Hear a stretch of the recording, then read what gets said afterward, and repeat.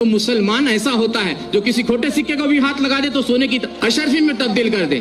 तो इस चीज का ख्याल रखना चाहिए, मुसलमान को किसी से घबराने की जरूरत नहीं है। हर तरफ मदीने में भीड़ है फकीरों की, एक देने वाला है, सारा जग सवाली है। अल्लाह तबारक व तआला ने सरकार को इस दुनिया के अंदर भेजा और सरकार दो आलम अलैहिस्सलातु वस्सलाम ने पूरी दुनिया को पाक कर दिया, इतना पाक कि दूसरे मज़ाहिब के लोग भी सरकार दो आलम सल्लल्लाहु अलैहि वसल्लम की मिदहत बयान करने लगे। दोस्तों आइए आपको एक क्लिप दिखाते हैं जो कि आपके ईमान को मुनव्वर कर देगा। देश में इस समय जो हाल है, जो हालात हैं, इसके बारे में आप क्या लगता है? मुसलमानों के तो पीछे पड़े हैं।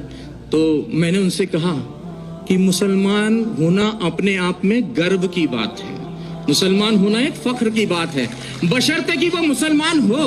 और मुसलमान से मतलब है मेरा मुकम्मल ईमान वाला, और मुकम्मल ईमान वाला कोई भी हो सकता है, फिर वो चाहे मुस्लिम हो, चाहे सिख हो, चाहे ईसाई हो, या मेरी तरह सनातन धर्म वाला एक मामूली सा अदना सा इंसान हो। तो मुकम्मल ईमान आना जरूरी है, और जब मुकम्मल ईमान आ जाएगा तो मुसलमानों का कोई क्या बाल वाका कर सकता है। कहते हैं कि नूरे हक शमे इलाही को बुझा सकता है कौन, जिसका हामी हो खुदा उसको मिटा सकता है कौन। ना तलवार की धार से, ना गोलियों की बौछार से, रब का बंदा डरता है तो सिर्फ परवरदिगार से, और आपको किसी से डरने की कोई जरूरत नहीं है। एक छोटा सा किस्सा और आपको सुना दूं। कश्मीर की यह सत्य घटना है, हमें हमारे गुरुजी ने सुनाई थी। कहते एक मुसलमान जो सवेरे की नमाज होती है, फजर की शायद मेरे ख्याल से वही होती है, तो वो नमाज के वक्त वो जो है अपने घर से खोमचा बोलते हैं, छोटा सा ऐसा ठेला होता है जिसमें वो छोले और आलू उबाल कर घर से वो ले जाकर बेचते थे। तो बड़े ही अल्लाह के बंदे थे, बहुत ही ईश्वर की इबादत करने वाले बंदे थे। तो वो खोमचा बेचते थे और अल्लाह अल्लाह करते रहते थे। जो आता था उनको जो भी पैसा देता था वो उस पैसे को लेकर वो वहां खत्म कर देते थे मामला। तो वो खोमचा चला लेते थे और दे देते थे किसी को, और कोई भी उनको, अब ऐसे भी लोग थे उस भीड़ में जो उनको खोटा सिक्का देकर चले जाते थे, और वो अल्लाह अल्लाह करने वाले व्यक्ति, उनका ध्यान सिक्के पर ना होकर अपने अल्लाह पर रहता था। ऐसे काफी दिन गुजर गए। एक दिन वो अपने घर पहुंचे तो उन्होंने अपनी पत्नी से कहा कि भाई आज तुमने हमारे छोले और आलू जो खोमचा बनाती थी वो बनाया नहीं। तो बोले कि आज दुकानदार ने सामान नहीं दिया, सौदा नहीं दिया। बोले क्यों? बोले जितने भी सिक्के इकट्ठा किए हैं आपने, ये सारे खोटे सिक्के हैं। बोले हाय अल्लाह। वो वहीं चुपचाप बैठ गए उस ईश्वर की इबादत में कि बोले हे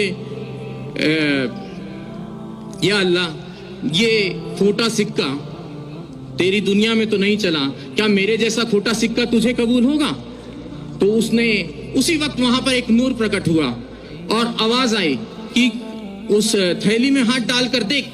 और जब उसने थैली में हाथ डालकर देखा तो वो सारे खोटे सिक्के सोने की अशरफियों में तब्दील हो गए थे। तो मुसलमान ऐसा होता है जो किसी खोटे सिक्के को भी हाथ लगा दे तो सोने की अशरफी में तब्दील कर दे।